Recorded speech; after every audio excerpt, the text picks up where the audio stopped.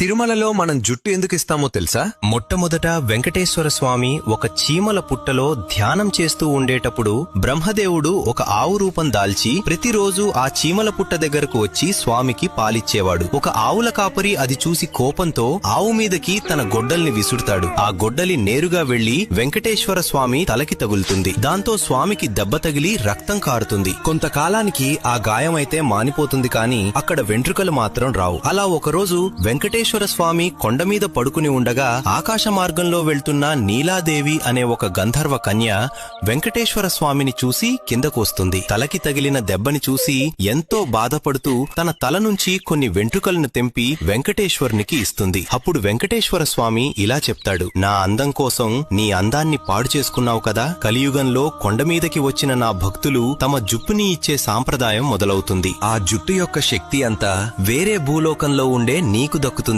అని చెప్తారు. ఇంతకీ తిరుమలలో ఇచ్చే మన జుట్టుని ఏం చేస్తారో తెలిస్తే